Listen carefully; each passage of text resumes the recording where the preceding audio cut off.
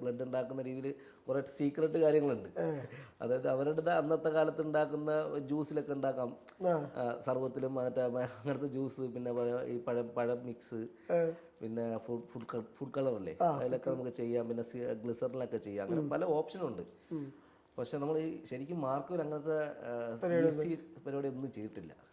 കാരണം എനിക്ക് ഭയങ്കര ആർട്ടിസ്റ്റിനെ നമ്മൾ ഇപ്പോഴത്തെ ആർട്ടിസ്റ്റ് എന്ന് പറഞ്ഞാൽ ഭയങ്കരമായിട്ട് ഇതെല്ലാം ശ്രദ്ധിക്കുന്ന ആൾക്കാരാണ്. എന്ത് പ്രോഡക്റ്റും അവർ ശ്രദ്ധിക്കും, കാരണം അവരുടെ സ്കിൻ ഭയങ്കര സെൻസിറ്റീവാണ്. അപ്പോൾ നമ്മളത് ഒരു പരീക്ഷണത്തിന് നിൽക്കാറില്ല. അവർ പണ്ട് പരീക്ഷിക്കുന്നല്ല, എനിക്ക് അറിഞ്ഞുകൂടാത്ത കാര്യം നമ്മൾ പരീക്ഷിക്കാൻ നിൽക്കാറില്ല. അപ്പം എനിക്കറിയാമെന്നുള്ള ഇപ്പോൾ മാർക്കറ്റിൽ ഉപയോഗിക്കുന്ന സജി ക്വാളിറ്റി എന്ന് പറഞ്ഞ പുലിമുരുകൻ്റെ മേക്കപ്പ് മാൻ ഇവിടെ എറണാകുളത്തുള്ള പുള്ളിയുടെ അടുത്ത് നിന്നാണ് ഞാൻ ഇത്രയും ബ്ലഡ് എടുത്തിരിക്കുന്നത്. അതായത് 200-240 ലിറ്റർ ബ്ലഡ് വരെ നമ്മൾ എടുത്തിട്ടുണ്ട്. കൈ കട്ട് ചെയ്യുന്ന ഒരു സമയത്ത് മുഖത്ത് ഭയങ്കരമായിട്ട് ബ്ലഡ് അടിക്കുന്നുണ്ട്. അത് നമ്മൾ അവിടെ സൈഡിൽ നിന്ന് തന്നെയാണ് പമ്പിങ്, എയർ ബ്രഷിൻ്റെ ഒരു ബ്ലഡ് പമ്പ് ചെയ്യുന്ന മെഷീൻ ഉണ്ട്. അത് വെച്ച് ആ ടൈമിങ്ങിന് പമ്പ് ചെയ്യുന്നതാണ്. പമ്പിങ് ചെയ്യുന്നുണ്ട്. അതിൻ്റെ കൂടെ തന്നെ കണ്ണിൻ്റെ ഉള്ളിൽ നമ്മൾ ബ്ലഡ് വിടുന്നുണ്ട്. കണ്ണിൻ്റെ ഉള്ളിലിടുന്ന ഐ ബ്ലഡ് എന്നൊരു പ്രോഡക്റ്റ്. അപ്പോൾ ഐ ബ്ലഡ് എന്നുള്ള പ്രോഡക്റ്റ് കണ്ണിലിട്ടിട്ടാണ് ആ കണ്ണ് റെഡിഷ് ആക്കുന്നത്.